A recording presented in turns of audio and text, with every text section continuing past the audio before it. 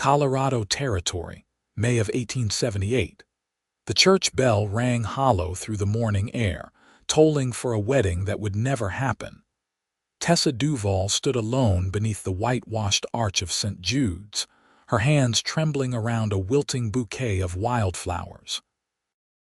Her eyes, wide and dry with shock, stayed fixed on the horizon, past the chapel doors, past the dust trail that should have held the man she was meant to marry. He never came. The pews behind her had emptied slowly, awkwardly. Guests muttered quiet apologies, avoiding her eyes. Some looked angry, others embarrassed.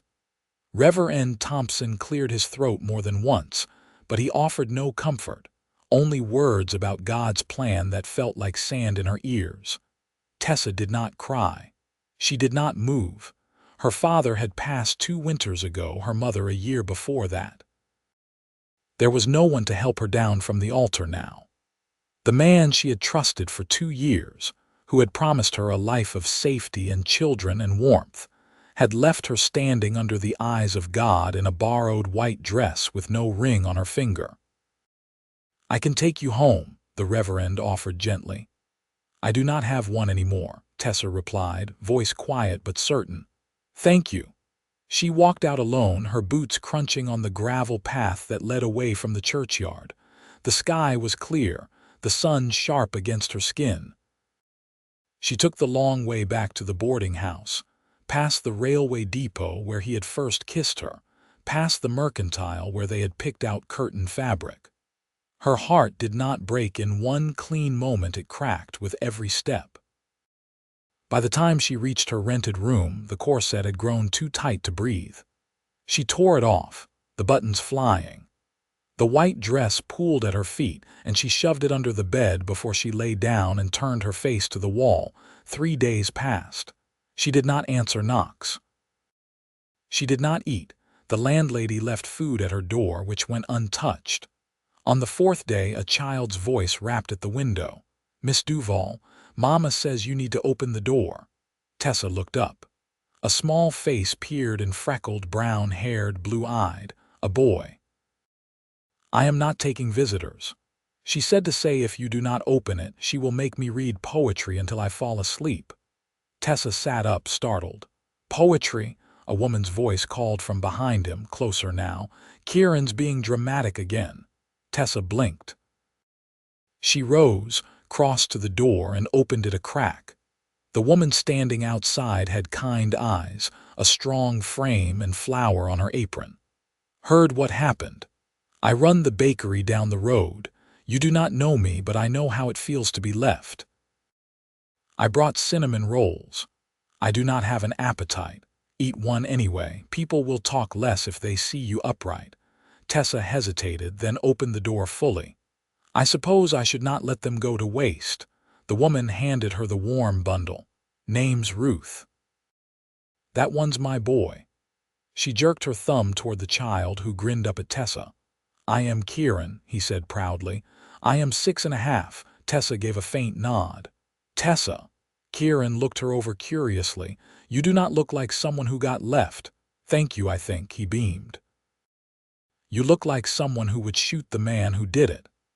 Tessa surprised herself by laughing. It came out raw, but it was real. Ruth gave her shoulder a squeeze. "Come by the bakery when you are ready." They left her alone then, but that night Tessa ate every crumb of the rolls. 3 more days passed. On the 7th day since the wedding that wasn't, a stranger rode into town just before dusk, broad-shouldered, sun-beaten, with 2 children in tow and a worn look in his eyes. Dust coated his boots and hat. He tied off his horse outside the livery and helped the 2 kids down. One was a scrawny boy about 8, the other a girl, maybe 10, with her arms crossed like she had seen too much for her age. He asked for directions to the boarding house. Inside, Tessa was washing dishes when there was a knock. She opened the door, half expecting Ruth again, but froze when she saw the man standing there. He held his hat in one hand. "Ma'am, are you Tessa Duvall?" She nodded slowly. "Yes, I am Malden Everett. His voice was low, steady, but there was something in his eyes lost maybe. I heard what happened, from Ruth. I know this is strange, but I was hoping we could talk. Tessa frowned. Why? He looked back at the children waiting behind him. Because I was left too. She stepped aside, curious despite herself. Inside, Malden stood straight, though he looked like he had not slept in a week. Their mother left us last spring. Said she was heading for Denver, but she never sent word.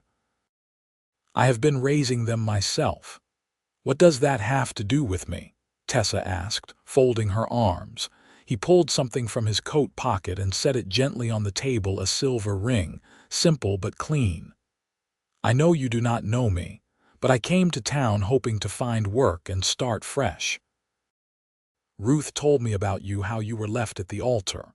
I am not trying to fix anything, but I thought maybe, just maybe, someone else who has been left might understand. Tessa looked at the ring, then at him. Are you saying you want to marry me? I am saying. I want to offer you a choice. You deserve something better than what that man gave you. If you want to talk, I will be around. If not, I will leave you be. But I brought this ring not because I think it will fix anything, but because I believe in promises. Even broken people deserve someone who will keep one. Tessa stared at him. Her heart beat fast. She looked past him to the children. The girl gave a small nod, like she had already decided Tessa was worth trusting. Come back tomorrow, Tessa said quietly. Malden tipped his hat. Yes, ma'am. And for the first time in a week, Tessa Duvall slept without waking up cold. The morning after Malden Everett first knocked on her door, Tessa stepped outside with her shawl drawn tight around her shoulders and her hair still damp from the basin. The wind rolled low over the rooftops, carrying the scent of baking rye and wood smoke. She hadn't worn the dress she used to wear to church. She didn't think she ever would again, but the blue calico she'd chosen was clean and mended, and that was enough. She found him behind the livery, tightening the girth strap on a swayback mare, while the older child, the girl, sorted through a wooden crate of harness buckles. The boy sat cross-legged nearby, whittling a stick with more determination than skill. Your horse is missing a shoe, Tessa said by way of greeting. Malden glanced up, then followed her gaze. She threw it crossing the Arkansas. I reckon I'll get her seen to before the week's out. Tessa stepped closer, careful of the loose gravel underfoot. You said you were looking for work. I did. He straightened and wiped his hands on a cloth. There's a ranch 3 miles west of town. They'll take me on once I prove I can handle fence riding and calving season. She studied the children. The boy's tongue poked out the corner of his mouth as he sliced too close to his thumb. The girl caught Tessa looking and didn't offer a word, only kept her fingers moving over the brass buckles like she'd done it 100 times before. What are their names? His name's Illy. She's Nora. Tessa nodded once. You said their mother left. Malden didn't look away. She told me she couldn't live so far from the city, said the quiet made her feel like she was disappearing. I tried to go after her, but Nora wouldn't eat and Illy kept getting fevers. I couldn't chase a ghost with sick children at my heels. Nora spoke up, her voice low but certain. We don't talk about her when it's raining. Tessa looked up. The sky was clear. I know, Nora said, going back to her work. But we still don't. Tessa looked at Malden. You want to marry a stranger. I'm offering something steady, not magic, not some storybook. He reached into his coat and pulled out a folded list. I wrote down what I can offer and what I can't. She took the paper. It was ragged at the edges, the ink smudged. I can build a roof. I can put food on the table. I can keep my word. I can't pay for fancy things or pretend I don't come with baggage. He paused. But I won't run. She read it once, then again. You wrote this all out. I didn't want to forget anything. Tessa folded the list and tucked it into her skirt pocket. Come to supper. You cook. I know how to stretch a pot of beans and bake with sour milk. You'll eat it and say thank you. Malden gave a short nod. "We'll bring cornbread." That evening they gathered in the small room Tessa had rented behind the mercantile. Ellie sat on the floor with a tin soldier, Nora helped set the chipped plates, and Malden poured water from the pitcher without asking where it belonged. "You always write things down?" Tessa asked, ladling stew into the bowls. "When I'm worried, I'll forget what matters." "What about what they want?" She gestured toward the children. Malden waited until Nora looked up. "You want to speak?" Nora shrugged. "I don't mind her." Ellie looked at Tessa with narrowed eyes. "You got a horse?" "No, then you can't leave easy." "That's good." Tessa bit back a laugh. "That's one way to look at it." After the meal, Malden scrubbed the dishes and Nora dried while Ellie fell asleep curled in the corner. Tessa watched them move together, quiet and practiced. Once the children were settled on quilts near the stove, Malden stepped outside with her. The wind had picked up, and the moon was just beginning to climb the ridge. "I'm not saying yes," she said, arms crossed. "I wouldn't expect you to. But I'm not saying no either." He looked at her, the side of his face silvered by moonlight. "That's more than fair." Tessa glanced at the door behind them. "If I ever do say yes, I won't wear white. I wouldn't ask you to." They stood a while longer, the silence between them not cold, only waiting. Inside, Nora pulled the quilt up to her chin. "She doesn't smell like the old one," Ellie mumbled, half asleep. "She smells like bread." Nora smiled to herself. Better that way. The first frost came early that year. By mid-September, the mornings held the bite of coming winter, and the cottonwoods along the river had begun to drop their yellowed leaves in slow surrender. Tessa stood behind the bakery, her sleeves rolled to the elbows as she worked the dough. Ruth had offered her the morning shift after watching her gut and season a goose with more confidence than most men. She didn't ask for pay, just the rhythm of kneading and measuring calmed her hands. Malden came daily now, never uninvited. He brought fence posts once, a bag of apples another time. He never pressed her, never lingered too long. She noticed, though, that his visits always came after the children had been settled into their lessons with the traveling schoolteacher. He waited until he had no small ears to overhear their words. "You ever fix a roof?" she asked one morning, not looking up from the flour. "Only one that caved in halfway through the job. I've got a leak over the window. Thought I'd try patching it this week." He leaned against the shed wall, arms folded. "I've got a length of tarred canvas. If you've got a ladder, we could make short work of it." "I'll boil coffee." Malden glanced at her hands, white to the wrists. "You've got a way of making work sound like a kindness. And you've got a way of showing up like you meant to stay." They didn't speak for a while after that. The wind kicked up flour dust across the yard, and a pair of crows bickered from the fence post. That evening he climbed the ladder while she held it steady. He didn't ask her to wait below, just nodded when she passed him the hammer and crawled up beside him. They worked side by side through the failing light, her braid tucked into her collar, his sleeves stiff with dried mud. When the last nail was set, they sat back on the sloped shingles, watching the lanterns flicker on along Main Street. "Nora's been asking about sewing," he said after a while. "She keeps trying to mend Ellie's socks, but she knots up the thread too tight." Tessa drew her knees up. "I could show her how if she wanted. She's careful with her wants. She's still learning what's safe to ask for." Tessa nodded. "So am I." They stayed until the sky turned to ink. She didn't offer him the ring back, not yet, but when he climbed down, she reached out and steadied his boot with her hand. 3 days later, Nora knocked on her door just after dawn, holding a frayed sock in one hand and a needle in the other. "I don't want to ruin it again," she said, eyes fixed on the hem of her coat. Tessa stepped aside. "You won't. Come in." Nora sat at the table, small back straight, jaw set like she was preparing for a scolding.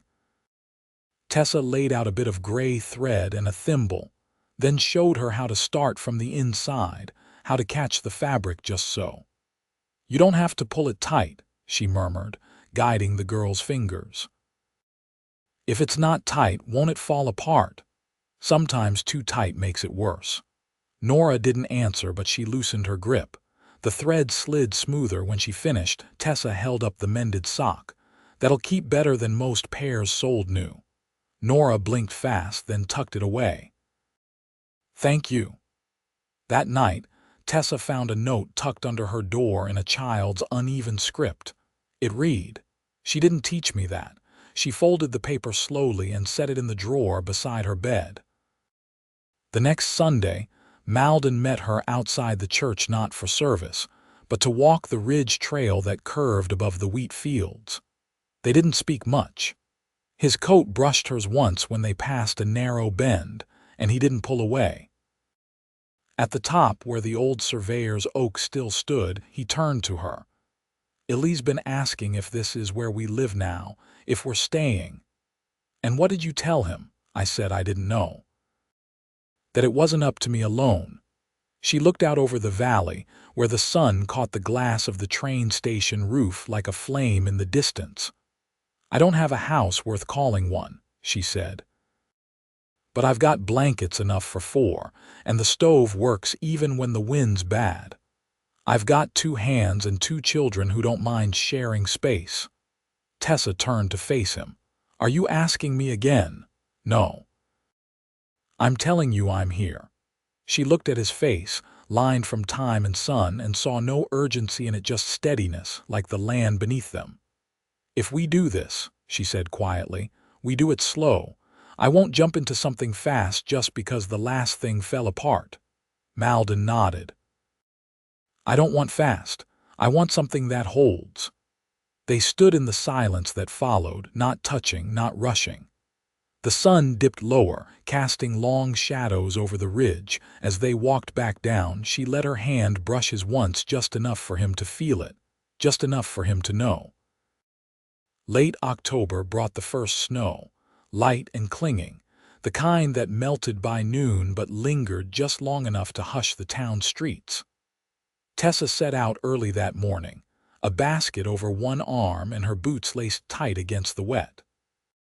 She passed the post office, where the windows had been trimmed with pressed leaves, and crossed into the narrow alley behind the schoolhouse, where the Everett children waited on the stoop.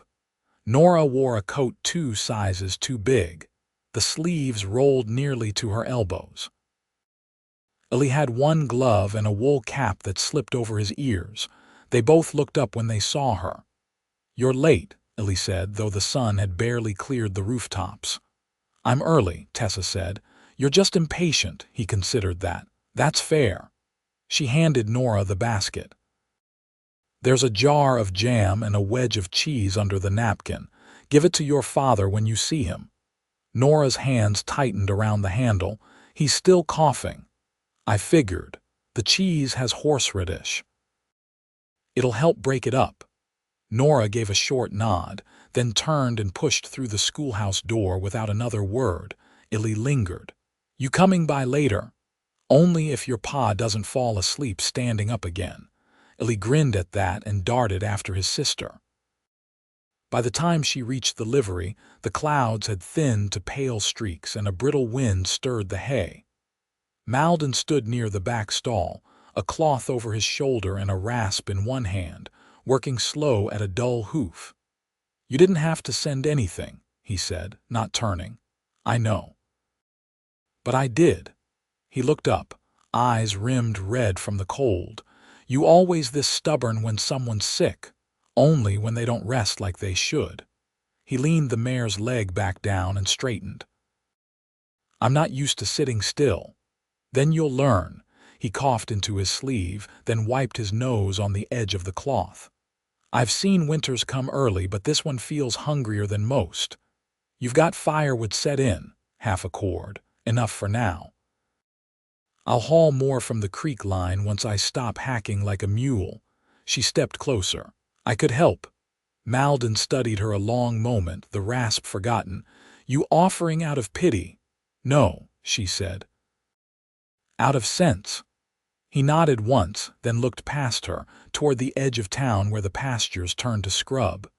When I was a boy, my uncle used to say winter was the great sorter. It showed you which fences would hold and which ones would fall. Tessa pulled her shawl tighter. Your uncle sounds like someone who buried more than he wanted. He was. They stood in the quiet for a while, the mare flicking her tail behind them. You ever think about what comes next? He asked. I do. And I think I'm not afraid of it anymore. She paused. Not with you. That evening, Ruth stopped by while Tessa was mending a tear in her only decent skirt, a small sack of dried beans and a ribbon of salt pork in her arms. You planning to winter alone? Ruth asked, setting the supplies on the counter. Not if things go the way they're headed. Ruth raised an eyebrow. That a proposal? Tessa threaded her needle. It's a beginning. Ruth eased into the chair across from her. Malden's quiet, but he's steady, and those children of his no one taught them to hope easy. You give them that, they'll hold on tight. I'm not doing this to be their mother. No, Ruth said, but you'll be one all the same. Tessa didn't answer. She didn't need to. 2 days later, with the snow thick enough to hush the road and the wind pressing in from the north, Malden came to her door just after supper. Coat dusted white, children trailing behind. He didn't knock. She opened it before he could. I've got 2 things to offer, he said. A promise and a question. Go on. The promise is simple. I won't leave, not in winter, not ever. And the question? He reached into his coat and pulled out something wrapped in a square of flannel. When he opened it, a ring lay in his palm, worn smooth at the edges but whole. Will you marry me before the river freezes? She looked past him to the children who stood silent, watching her face. I will, she said. Malden let out a breath that felt like it had been held for months. Then we'll do it quiet, just us. No altar, no crowd. No white dress, she said. No need. He reached for her hand, and she let him slide the ring on her finger. Behind them, Nora smiled, and Ali whispered something she didn't catch. Tessa didn't ask what he said. She knew it was something good. The morning of their wedding, the snow lay crusted along the rooftops, and the wind moved slow, as though pausing to watch. Tessa laced her boots in silence, her fingers steady. She wore a wool dress the color of river stone, with a braid tucked low at her neck, and a brooch she hadn't worn since her mother's passing fastened at her collar. Malden waited at the edge of the cottonwood grove behind the bakery, where the ground dipped into a hollow and the trees curved in close, sheltering the space from the worst of the cold. Ruth stood with the children, holding a small tin cup of cider to keep Ali's hands warm.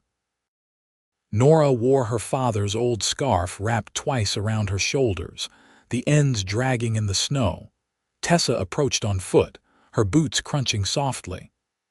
Malden turned when he heard her steps and didn't speak right away. He only looked at her like she'd stepped out of some quiet part of his memory he hadn't known he'd kept. You're early, she said. I didn't sleep. Me neither. He took her hands, his palms warm despite the cold.